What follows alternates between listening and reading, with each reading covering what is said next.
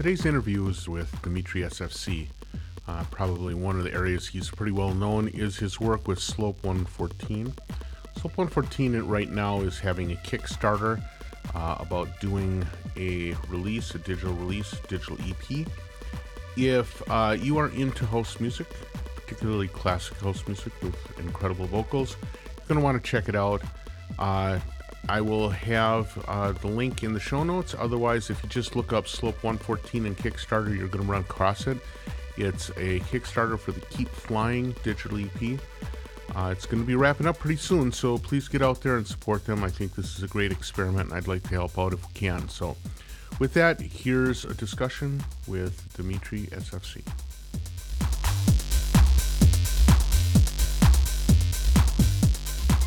Okay, today I have the great pleasure of getting to talk to somebody who I've been following on Facebook for a while. Goes by the artist name Dmitri SFC. A pretty phenomenal individual. Once you hear all the different things, you'll kind of follow along with me. In fact, though, if you're kind of a synth head and you kind of share many of the same friends as I have, you probably have run into seeing videos of his work with Slope 114, which is a duet of sort of like massive piles of synthesis and beautiful voice accompaniment. It's pretty amazing stuff. They've got a Kickstarter coming around that we'll talk about in a little bit. But also Dmitri is involved in synth building at sort of an extreme level. So we're going to talk a little bit about that. Hey man, how's it going? Hi, Darwin. Thanks a lot for taking the time to join us on the podcast. I really appreciate it, man. Thank you for having me. I feel really lucky to get a chance to get on your podcast, especially last minute while I'm doing this Kickstarter and everything. Yeah, well, let's talk about the Kickstarter right away. I happened to run across it on Facebook, and that's what caused me to reach out to you, because I've always kind of been a fan of the Slope 114 stuff. And so I saw you guys were having a Kickstarter. I reached out, and I was really pleased that we could talk about it. Tell us a little bit about the Kickstarter. This is our fourth Kickstarter. It's our first time doing a digital release on Kickstarter. The first 3 times we did vinyl. We're obviously successful the first 3 times, but we don't know if this is going to be a success because this is an experiment. But most people that make house music, they just release their music via Beatport and iTunes. We want to go direct to the artist with the Kickstarter. The Kickstarter offers a lot of benefits. Like it has like a sense of urgency. It kind of enables us to generate a lump sum at the beginning of a release. If we were to just, throw our music up on a streaming service, we would get no lump sum. We would just have to make 1 million more songs before we would get any money for it. Right. Well, it's kind of interesting because one of the things that your online opinions that you carry is one of being a little, concerned about the state of the industry, especially the state of recording business and recording labels and stuff like that. You kind of hold a pretty severe line with some of that stuff. Yeah, I was releasing records before it turned into a download market. And back then, guys like me, we would get maybe $1,000 per record to produce a record from a record label. And when the vinyl industry went away, all that money went away. It just a lot of my peers just accepted the change. And when I met Elise, she was such a good singer that I kind of didn't want to accept the change. I was like, no, I'm going to figure out how to generate money for this girl. Right. Via her singing, because she's like everybody else, we all just work at, she works at 9 to 5, Right. In the medical industry. But you've done a really good job of not only, getting some cash out of the audience, but also focusing attention. I think one of the things that happens is if you kind of align yourself just with streaming, one of the things that can happen is that you can put some effort into getting some engagement with it. But since there isn't this sense of urgency around a release or anything like that, it just sort of kind of peters out. It goes online and as a download, and you hope someone pays attention someday. It seems like it doesn't have nearly the kind of excitement that releases did back when you were hunting vinyl, right? Totally. And the campaign for crowdfunding is a marketing campaign for the music in itself.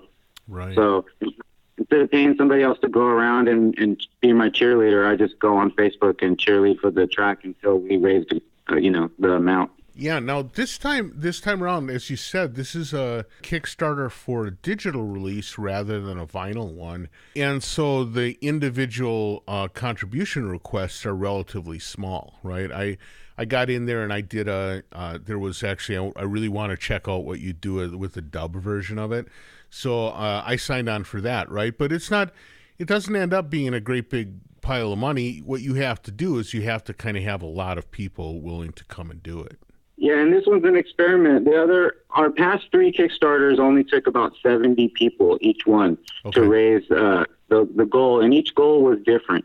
Our last goal was $3,000. Yeah, after 70 people, once again, it passed. So we noticed that the average person contributes about $30 when we do a record with a T-shirt. Right. And so this is a totally different experiment. When we were doing that, we kind of lost the attention of all the DJs who only play digital files. And so in this effort, we're trying to reach out to those people, the people that we kind of lost attention of. Well, I hope that it's successful.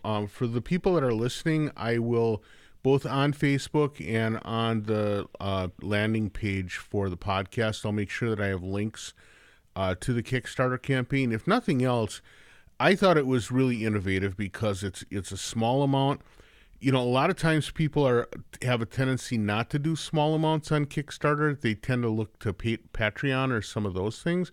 I thought it's a really interesting way to see if you can use the Kickstarter model for sort of like a low dollar item thing. And I hope that it works out well because I think that's a really smart way to go about it. Our goal is to raise $1,000 or is to earn $1,000 from releasing the song. If we can do that, then we plan to do it like every 30 days or something. Or, sure. Right. The whole idea is to like gain momentum naturally by releasing content regularly. Right. Well, you kind of do that already with the video work. You have produced kind of like a regular video release, although not on a monthly basis, but it's or at least the way that I run across it, it seems to be a fairly regular thing. So you've stayed on my mind consistently, like over the last maybe year and a half. Thank you. I think I'm sorry to cut you off, but I think that if we can release content more regularly, then maybe the streaming will pick up. Like releasing some music on Spotify won't seem like a waste. Right. Yeah, because you're not squirting it out there for 4 people. You've already built the momentum. That makes a lot of sense. One of the things that I at least get from watching your videos is that it would kind of be a little hard to take this act on the road because one of the tenets of your video is that there are God's own pile of synths that you use, that are in the studio when you're doing these performances. Do you have any mechanism to do live performance? Yeah, I had a custom box built that I can take on any airplane just about. There might be like 1 or 2 airline maybe in France that won't allow the size, but I went online and I looked at all the size of all the overheads allowed in all the airlines. And then I had my friend, shout out to Dave Dick, built me this case. And then right now I have a track in there and I can just use a sequencer and I can throw in various little synths to play from it. Oh, so you use kind of the Octatrack, though, as the center for that performance system. Yeah, for the live rig, but I never bust it out when I'm at home, Interesting. That's kind of interesting because to me, for me, the Octatrack is one of those things that has always been a little bit of a puzzle. So it would be hard for me to only use it for gigs because I would completely need to be retrained every time I would pull it out of the thing. It's got kind of a complex thing, and I think some of it is I'm an old MPC guy, and I think that MPC head doesn't really work in the same brain as Octatrack head. I think they're two like really different things. You nailed it. That's pretty much why I want to trade my Octatrack back for a 1000 again, for an really? MPC 1000. No kidding. Yeah, same reason. Because I just forget a little thing here and there. You know? Yeah. I always thought the MPC was perfectly simple in that it had all the shit I needed to do, not really anything extra. It was the right stuff. But for playing live, the MPC 1000 with the JJOS, and you can trigger sequences from each pad. Yeah, right. That's the joint. It is. That's some amazing stuff indeed. One of the things I like doing in my podcast is I like talking to people about their background, how they got to be the artist and creator that they are. Now, we haven't even started talking yet about your synth building background, but I think that that's kind of a critical part of your background as well. Could you take us a little bit through how you came up to be interested both in hardware and in music creation, and particularly your kind of love of house music and where that came from? When I was about 10 years old, my uncle, he used to take me to the flea markets to collect oldies records. He was into oldies. We used to collect funk and like old R&B, Motown and stuff like that. Sure. And so that's what kind of made me want to become a DJ, and when I was a teenager in California, the raves were the biggest thing. It was the early 90s.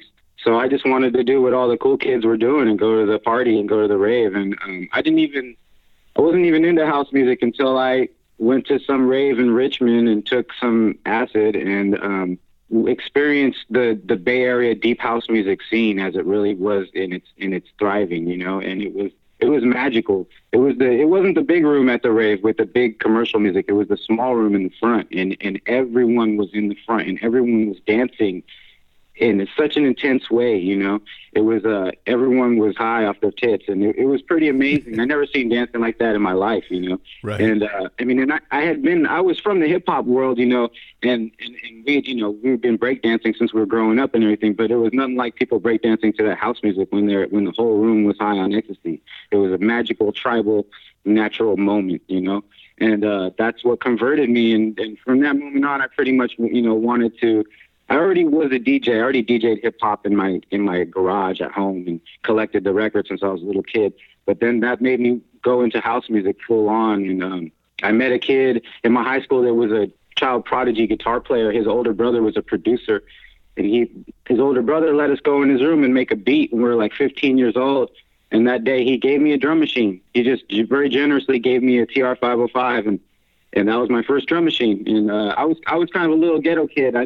My family didn't have money. Like, my turntable setup was something I got at the flea market, like one Sony and one Panasonic and whatever mixer I could get, Right. And so that was kind of what started my love for gear. Like, I was a little kid, I used to go to the flea market and buy like whatever home stereo equipment I think would add up to make my quote unquote studio at the time, Right. like 13, 14-year-old little kid. Flash forward, till I get to be about 18 and I come to the city and I'm DJing. I'm already DJing at little raves here and there. And I come to the city and I meet all these cats that are older than me, DJs and guys who are actually making records already, and guys who are kind of famous for DJing. And before I knew it, I was DJing at all the clubs in town. I became a popular DJ when I was only 19, and I had a fake ID. Shout out to the guy who lives in Aptos, California, David Jeffrey Emmett, because that's the guy that his ID got me into all the clubs when I was 19. He wired you up. A girl that I knew found the ID on the floor at a party and goes, "This looks like Dmitri." And that's how I got into the clubs. That's awesome. So I started producing. My older mentor, Stephanie Smiley, she told me, if you want to get gigs in Europe and other places, you got to make records. So I started making records, and there was like gear around. It was like Rollins, heavy Rollins and Korgs, that was like around the neighborhood that I could play with and get my hands on. There was people who were always having me over because I was a popular DJ and showing me how to use the gear. And I kind of became like a mascot in Lower Haight because I was younger than a lot of the producers. And I had that young energy, and they could invite me to their studio, and I would come over and bring some energy to their studio, and they would teach me things. And so I was very passionate because, like I said, before that I was a little ghetto kid that just always dreamed about having gear but could never afford it. So then once I got in front of the gear, I was very passionate. People would start actually giving me gear because they would see that I would learn it inside out. Right. Like, so happy. A lot of people had stuff just sitting around that they would never touch, and they would go, "I'm going to go bring it to Dmitri and watch him make some songs with it." And so that's kind of what happened. Back then, though, I never touched the modular because I remember seeing a modular like one time, and one of my older friends was like, "Oh, you don't want to deal with that. You'll never get anything done." Yeah. He was right, obviously, right? Right, exactly. Yeah, I'm laughing because it hurts. And I would meet kids that were kind of gearheads that had a different type of mentality. Like I would meet experimentalists that'd be like, oh, I have all that gear too. I make dance music too. And then they would come over and play it for me and be like bleeps and bloops. Right. And I would be really confused because like I was over there taking acid, making beats too. And I was like, but maybe their acid's better or it's too strong or something. I don't understand. Like, it does, like, where's the beat? Where's the, it's not house music, you know what I mean? But later on, when I got into building the synths, I started to understand, wait a minute, there's already a whole bunch of people who are experimentalists. They do have all the gear too and actually know how to use it too. So later on, I started to make friends with experimentalists once I started to build Surges, and I learned a lot from experimentalists. Who were some of these people that you were working with, the people that you consider experimentalists? Who are some of those folks? One guy named Candescent, Matthew, he used to come over to my house and play my Surge all the time. I started to meet, actually, once I started to build the Surge, I started to meet all these people who were into the Surge way before me. Right. Like all these like Bay Area futurists. And like people who are like in the tech world that are like this one guy, Alex Rudis, he was making music for Atari way back in the day. Yeah. And him and his buddy, Richard, they had a band in the 80s and they had a Surge and they like invited me over and to play it and to check it out. And yeah, Alex is a really good friend of mine. And it's funny. The reason I asked is because back in the day, I kind of knew a bunch of the Bay Area people that were Surge heads. And it was like, but it was that kind of thing where they'd get into it. And next thing you know, you'd ask them to play some music. And it sounded like, maybe a combination of trash cans falling down a stairs plus a ship running into the Golden Gate Bridge, right? That's about, because it was like they would go so far down the rabbit hole with that stuff that you wondered if they'd ever come out. Exactly. That's the feeling I had when I was younger and I'd meet people and they'd play me that music. I was afraid. I was like, oh no, is this going to happen to me? But it did. but it's cool though. It's fun. It's different. Playing the Surge has totally changed, has given me a whole new musical life. Before the Surge, I was chopping up disco loops, on the computer, like all the other house music producers. Something, I don't know what it was. You know what it was is I got a job in technology at a startup at this place called Kite TV. Before I knew it, I was working on the computer, all day for work. And then when I'd be like, okay, now I want to come home and make some beats. And then I realized I didn't want to be looking at a computer screen anymore. Right.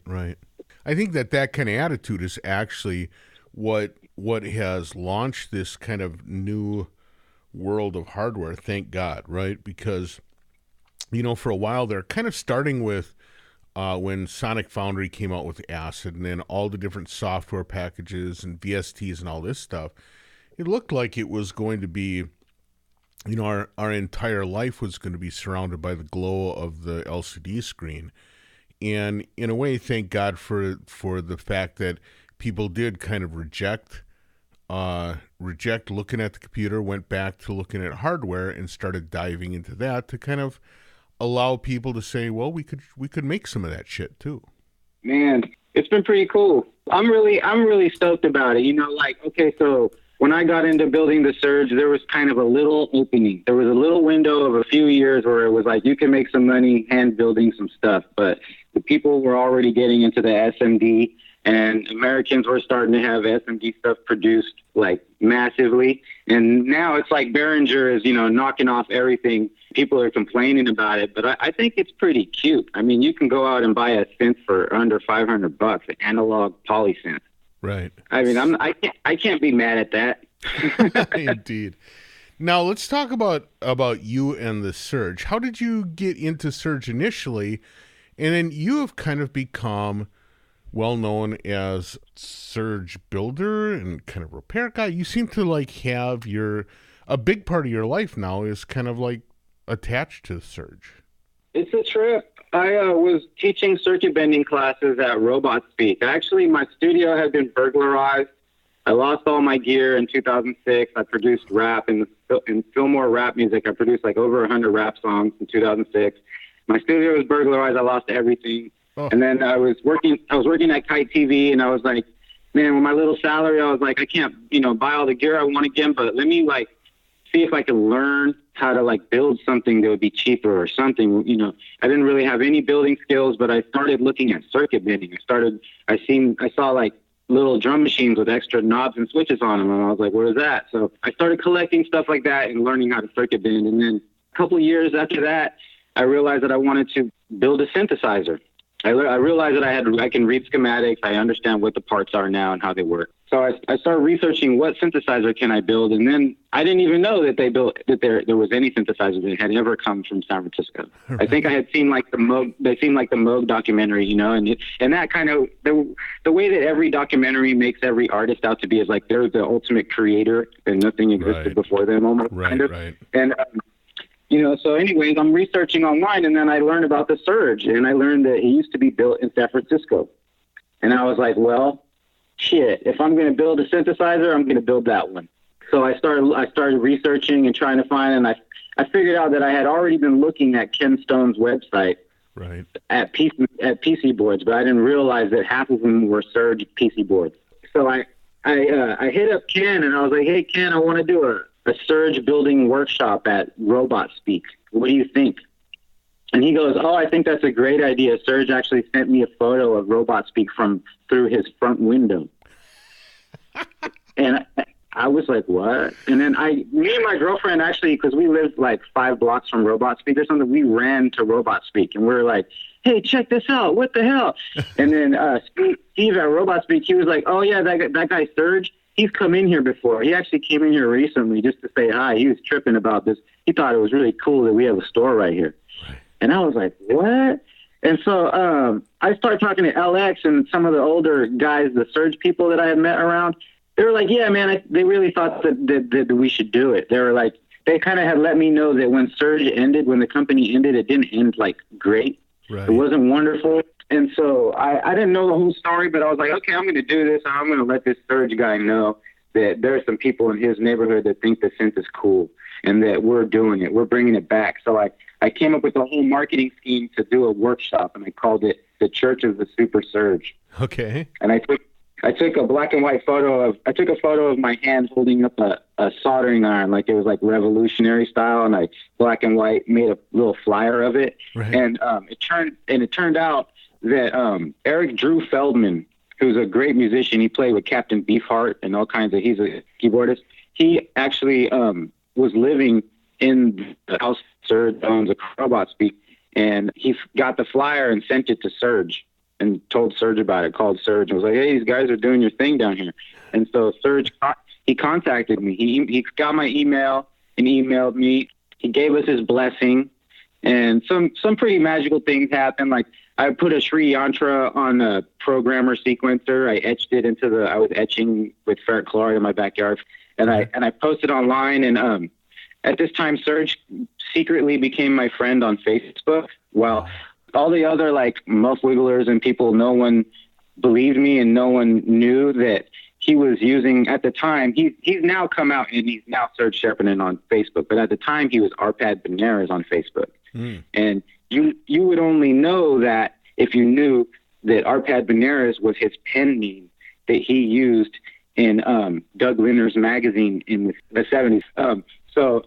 He used to come out as Arpad Benares and give these articles on DIY and put the schematic in there for you to build your own programmer or touch Capacity's keyboard and stuff. Unreal.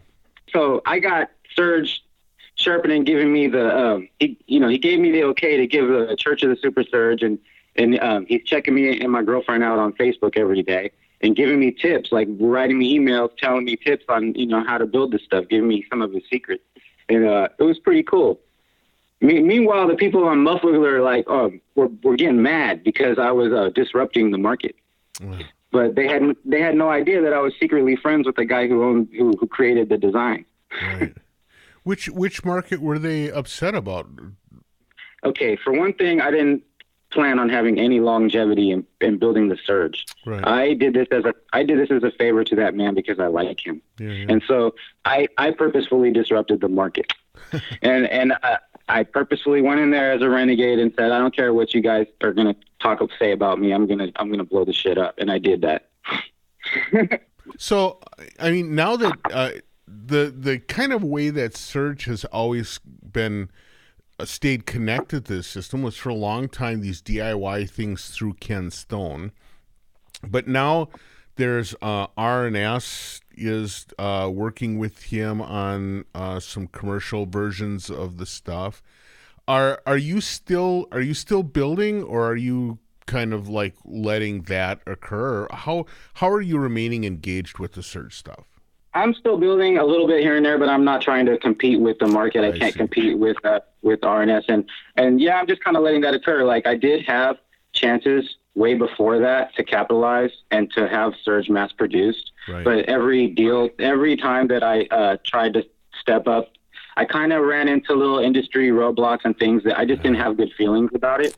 And so now I find myself working on music more this year, and that's not a bad thing. I could be managing some kind of mail order business and then fixing messed up modules and stuff like that. But yeah, that sounds like a different version of a 9-to-5 job in a way, right? Yeah, one or the other. You're going to work either way. So let's talk about making music a little bit. First of all, tell us a little bit more about Slope 114. I am fascinated by these things because, first of all, the woman, is her name Elise? Yes. Yeah. She has got an incredible voice, and a voice that seems to be like made for working with synths. It's like it cuts through perfectly. Beautiful voice work, but also the production of the things. I hear that you've got this love of house and deep house music, but it's not straight, right? It seems to be unique to that group, unique to Slope 114. What are the things that you feel like you're bringing into it to make it sort of unique? And how does Elise influence you to make it special as a duet rather than just two people working simultaneously? Well, we both come from a house music background. We both made house music for a long time before we found the Serge. And before I found the Serge, I was trying to make house music with circuit bent things and getting off on that experiment, because you go online and you look at the YouTubes of circuit bent things and they sound like pure noise. And to me, I saw it as a challenge. And then once we found the Serge, that was the next challenge. It was, can I really make house music legitimately with this thing? Right. Like without cheating too much. You know what I mean? Like yeah, I can get a MIDI to CV and I've done that and that's fun. But can I really learn to tune all the oscillators and to make something that actually musically makes sense with the notes? So yeah, you can. It turns out that yes, you can. That all those people who are making videos of Serges on YouTube are actually just experimenting on purpose, and that's why the Serge is cool. And so we use limitations. Slope 114, the project, it always uses the Serge. And how can I say this? For the last year, I basically just made my chords with the BeatStep Pro. I would take 4 oscillators and tune them into a major C chord, and then I would put a banana cable across all of them so that one voltage would transpose all of them at once. Right. And I would just use one sequencer on the BeatStep Pro to do that. And so that limitation kind of made our sound for the last year or two. Oh, that's really interesting. This year I'm studying jazz chords more, and so I'm using a keyboard this year just because I'm more into intervals. But yeah, and Elise, she's a real musician, so she's real serious about her musicianship. And I've done things like, download some MIDI files and then play them on my Serge, and she'll come home and be like, I'll be like, babe, will you sing on this? And she'll be like, did you play that? And then she she won't sing on it, So she tags you right away. Me honest. Yeah, she keeps me honest as an artist, for real. Right. Oh, that's pretty cool. Well, it's interesting, though, that, I was going to ask, because a lot of times, in the image, when I see a video of you guys work, and there's obviously a ton of modular gear, but there's stuff that sounds kind of like legit 909 stuff or kind of Roland-ish. The thing you said about doing the chord, I mean, that sounds an awful lot like when you do the held chord transposition on an old chord keyboard or whatever. But are you boiling all of this stuff out of the Serge system? You mentioned 909 stuff. I probably couldn't do any of it without my hex inverter drums. Oh, I see. I mean, okay. I gotta have my hex inverter 909 kick drum. That one always makes it sound like house music. It does. You're right. There's something you put that kick. You could put a 909 over or underneath a ambulance siren, and you kind of have a track, right? Yeah, definitely. That's pretty amazing, though, that the Serge is always part of the play for you. What other stuff, though, is common use? So we've got the hex inverter, percussion stuff. What other things are sort of like your go-to tools? That's a good question. Well, I have my whole studio in there. The thing that ties it all together is the Allen and Heath mix desk. It's an old one from the 90s. What is it, a QS3 or something? It's like something S3. Mm-hmm. So I have the analog mix desk, and then I have a Motu interface with Digital Performer. Oh, okay. I have outputs like crazy going to my mix desk. And so everything runs through that, and then I have outboard gear. So I actually need my analog compressors. I wouldn't be able to make music without them. I've tried using digital compressors, and they just don't work the same. Right. So I have a Yuri LA4s and Apex 9000 series modular rack. And do you use that on the modular, or do you use that on a voice, or literally on everything? Oh, yeah. The bass line, the kick, the voice, any sound that, has too big of peaks, like maybe chords when you change the filter. Right. Yeah, I always feel like I'm surprised that more people that are into modular stuff don't also at the same time embrace, different compressor systems, because the modular can make all the noise and it can, be all the volumes too, right? Different compressors react differently to different kinds of synth sounds. And I'm surprised you very seldom see people talking with any significant engagement about, the interaction of their synth and a compressor in any useful way. I mean, one of the things I like doing is I like trying different mic pre's as a front end to the modular, because I think that ends up really making it speak differently as well. Oh, hell yeah. So, like, with your compressors, which ones are you using for this? Because like the LA4 I'm really familiar with, and I can see where that could be useful. I tend to think of that more as like a bass or, sometimes for a vocal thing. But what of that works well for your synth lines? What do you like using for the compressor on your synths? I have this Apex 9000 rack. It's what... Actually, before the API 500 series came out, DBX invented a modular rack system for compressors and stuff, and it was just slightly deeper, slightly bigger, and it didn't have the 48 volts for a mic pre. So my buddy, he used to work at a radio station, and when this radio station was closing down, they couldn't pay him, and so he pulled this rack out. That's how he got payment. And he's a radio engineer. He has a hole in his back from an antenna falling on. On Instagram, his name's Mission Synth Repair, and that's kind of my mentor, guy that helped me learn how to build stuff a lot.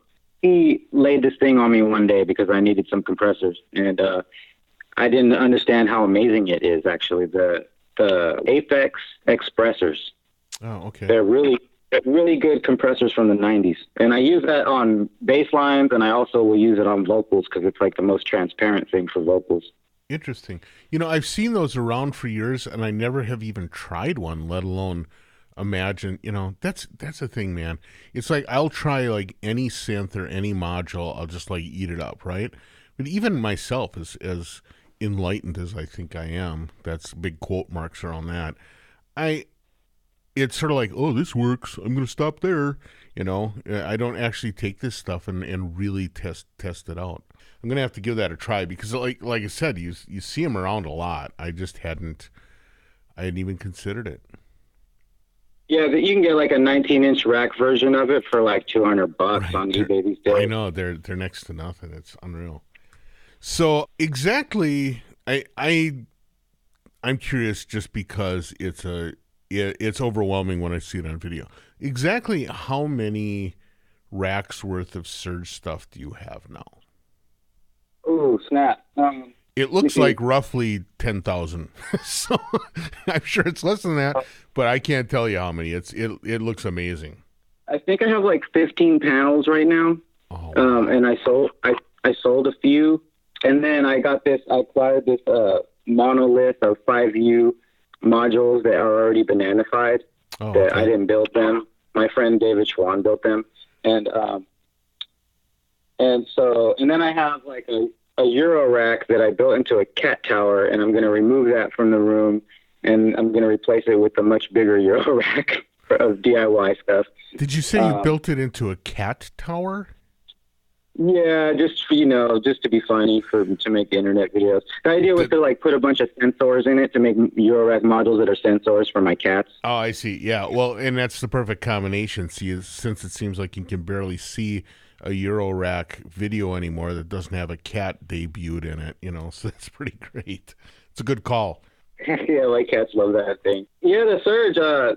I acquired this Surge. This guy. Once I started building the Surges, I got this friend. He's the guy that opened the first head shop in San Francisco, Svi, and he had a shop in Lower Haight, the Tribal Art Store. He called me up and said, "Hey, man, I got a friend who has a Surge for you." And I was busy building Surges for other people. I didn't really want to buy one. Right. But he's like, they basically wouldn't leave me alone. He's like, "No, just come here. Just, talk to this guy." So I ended up talking to the guy, and he had 6 panels of original paper-face Surge, and he wanted about $1,100 for it. Mm-hmm. So once I saw the thing, I couldn't say no to him, and it was covered in dirt. It had no knobs. Turns out all the boards and the PC boards were not even attached to the panels. They were just laying in the boats. And so I had to, completely clean all the dirt off of it, and I've been slowly fixing it over the years. And so I originally got the 6 panels, and then I kind of just built the rest. And actually, 2 of them I got from Jim O'Rourke, who's an experimentalist musician. He sent me 2 panels from Japan. My panel with all my 8 oscillators I got from Jim O'Rourke, and 6 of them worked perfectly when I got it, which is pretty cool. That's great. I'm going to add to the Surge this year. I'm going to add the cabinet, and it's going to be a giant monster. Oh, can't wait to see it, man. Make sure you display it prominently so that all of us like Surge watchers will get a nice eye full of it. That'll be great. For sure. Well, hey, man, our time is already kind of running out, and there's a bunch of other stuff I actually wanted to bug you about. But let's just focus a little bit on you. You say that you're really focusing on music this year. So what, beyond this Kickstarter that you got rolling right now, what's some other stuff that's going to be, that you're going to be pulling off this year? Okay, my plan is, from observation, I can see that the best way to promote an artist is to produce original content regularly, to be like a content provider. So I want to post a new video every month and hopefully post a new campaign every month. There's 2 new services that will crowdfund you. Like, it's a crowdfunding built in with record pressing. It's called Q-Rates is one of them. It's based in France. So they teamed up with Kickstarter. You can run a campaign to crowdfund a record. You sell pre-sale orders of it. Essentially what we've been doing on Kickstarter, but it's got the pressing built in. And the best part is they're going to press it in France, and then they help you demo your record to the stores in Europe. And then they will drop ship your record to the stores in Europe from France, which is, you can't do that if you're in the United States. Right, yeah, that's fabulous, yeah. So that's going to really fix things for us, because when we were doing records, a lot of the people who were buying them were in Europe, and they had to pay more than what the record costs for the shipping. Right. So we're going to do that, and then I'm looking into streaming, finally. I'm starting to notice that independent rappers are making money with streaming.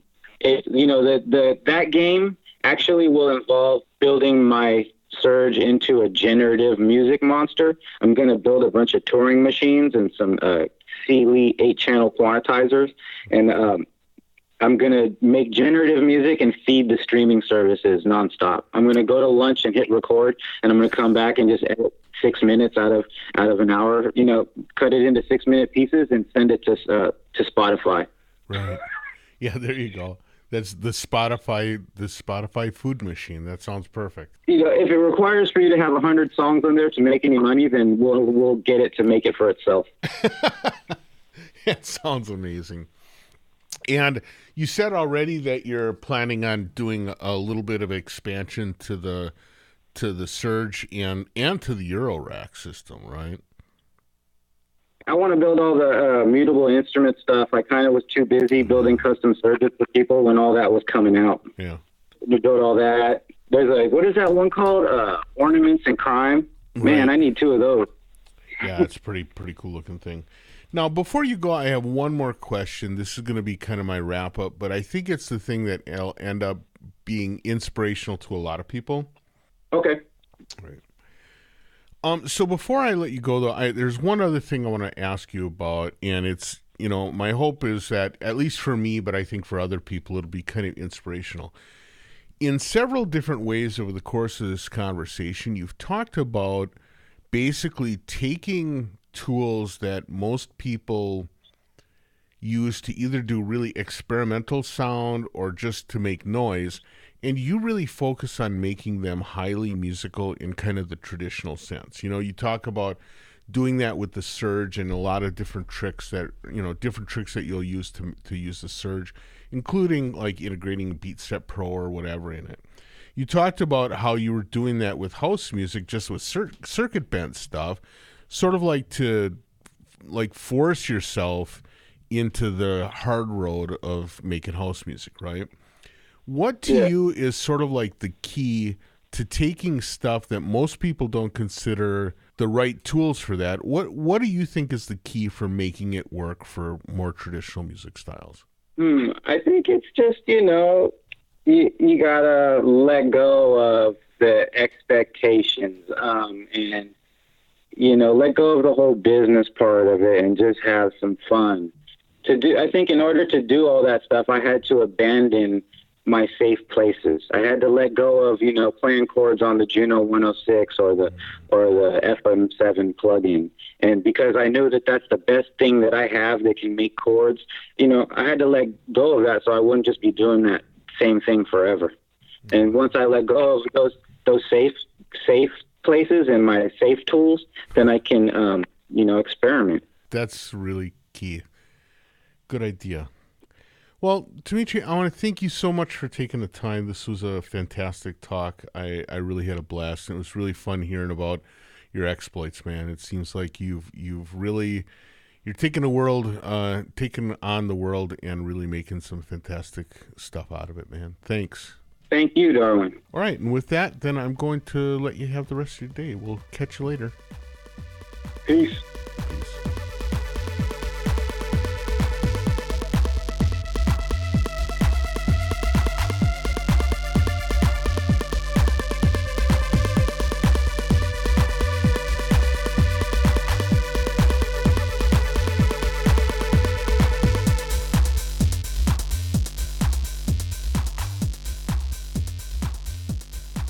Incredible story, right?